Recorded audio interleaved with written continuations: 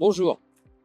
Avec l'équipe de soins spécialisés Argos, on a trouvé intéressant de participer à cette journée organisée par la clinique Lamartine, basée dans le 16e arrondissement à Paris, pour pouvoir reparler de chirurgie réfractive et notamment d'une technique qui a toujours jalonné la chirurgie réfractive, c'est la technique du microkératome. Inventée par Baraker dans les années 60, elle persiste et elle a toujours une place en fait parmi les techniques de chirurgie réfractive.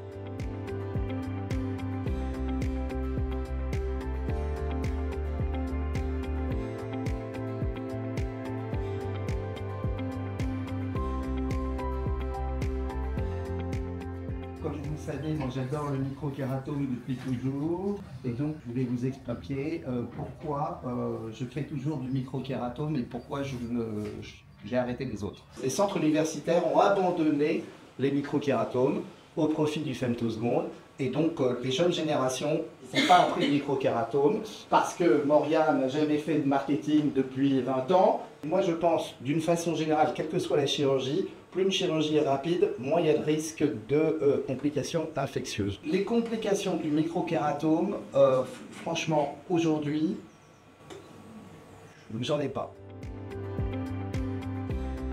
On estime qu'avec plus que 6000 consoles de kératome actives à travers le monde et plus que 1 million de procédures par an, on est plus ou moins à 30% de procédures globalement qui sont faites avec le kératome. Il est vrai qu'on a vu, pour rejoindre ce que disait M. Ancel, effectivement, très peu de marketing de la part de Moria avec l'avènement des femtosecondes. Il nous a fallu commencer à en discuter en interne, trouver une solution effectivement pour pouvoir faire remonter cette courbe-là. Donc elle est sensiblement remontée en 2021, post-Covid. Puis on a réussi à préserver tout de même les chiffres. Et puis là, on se retrouve avec effectivement une hausse. On remet également en place des événements pour la formation des plus jeunes. Nous sommes en discussion également pour mettre en place un microkératome à l'école de chirurgie des 15-20. Je vais faire 40 ans d'histoire de microkératome. Donc le microkératome est apparu à peu près dans les années 90. Mais c'est quand même Baraker en 1966 qui a eu l'idée de modifier la face postérieure du capot. La lamelle strobale, c'est le capot, pour modifier la réfraction. Donc, il s'agissait d'un microkératome non automatisé, manuel, et on faisait une découpe complète du capot. Vous voyez ici qu'il y a une lame, il y a une plaque, et il y a une lame qui vibre.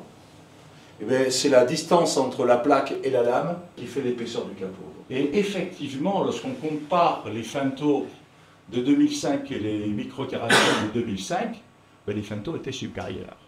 Le hoop a changé énormément les choses. Le microkératome, c'est vrai qu'aussi c'est confortable pour le patient. Une des raisons, c'est la rapidité. L'autre raison aussi, c'est qu'on ne balance pas de l'énergie dans la cornée. Et donc il me dit, bah, écoute, viens me voir opérer à Lamartine et puis tu verras. Je vois que ça soit. Le patient est déjà installé sous laser excimer, on lui tend le microkératome, il repose, et sans avoir à bouger le patient sous un autre laser, j'ai même pas le temps de regarder, il a déjà soulevé le capot.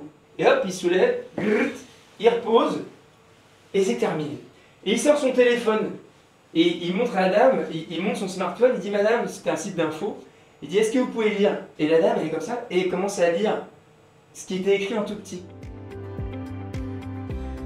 Essayer de retrouver toutes les études qui pouvaient comparer femto versus microkératome. Finalement, qu'est-ce qu'on peut retenir de toutes ces études en 2025? C'est qu'en fait, l'avantage du microkératome, c'est qu'on peut faire des capots plus fins, à 90 microns. Ça, c'est un problème. On ne peut pas couper aussi fin, à mon avis, en femto qu'en microkératome. Donc ça, c'est plutôt en faveur. Et pour le reste, c'est à peu près pareil en termes de sécurité et de prédictibilité. Il y a aussi un autre truc qui est bien, c'est la rapidité. Donc finalement, le patient, il stresse moins. S'il stresse moins, il plafonne moins. Et donc, on peut avoir, à mon avis, un traitement qui est plus rapide. Ma pratique personnelle, j'avais débuté en 2013 avec les slides. Au début, j'étais très motivé. C'était une technique très intéressante qui était stimulante. Je me suis retrouvé face à des limites, les amétropies, trop faibles ou trop élevées. Les astigmatismes aussi, les forts astigmatismes, on n'avait pas la cyclotension. Je dirais que le microkératome, c'est la technique. Si on fait une comparaison par rapport au sport d'eau, c'est simple, c'est pratique, vous avez votre planche, votre maillot, vous faites du surf, le plaisir est immédiat, c'est très rapide. Le troisième tournant décisif, c'est donc en 2003 la marche vers la simplification avec l'avènement du femtosecond. Il offre une fiabilité et une reproductibilité inégalée. Et ça, j'insiste sur ce point, on a une totale visibilité du traitement pendant la déco. L'aspect marketing est important. Chirurgie 100% laser. Et ceci a vraiment boosté mon activité. Laser, c'est un mot magique. Retournons-nous sur le passé, déjà, avant d'aller vers l'avenir. Le femto a 20 ans. Combien de procès, du coup, ont eu lieu en France avec une conséquence négative pour un chirurgien condamné parce qu'il a utilisé un microkératome? Déjà, avant de parler des 20 ans... 0. Donc la réponse, si dans les 20 dernières années, il n'y en a pas eu, c'est le mouvement marketing du femto, il est derrière. Donc maintenant les arguments financiers. L'achat des machines, une machine c'est 35 000, un microkératome, un femto c'est minimum 300 000. Hein, si vous achetez un smile maintenant c'est plutôt 500 600 000. Le consommable, ça n'a rien à voir, on est 6 fois plus cher sur le consommable, juste sur le consommable. Après il faut rajouter la maintenance. En conclusion, il n'y a aucun argument scientifique pour utiliser un femtosecond plutôt qu'un microkératome, aucun argument scientifique de supériorité.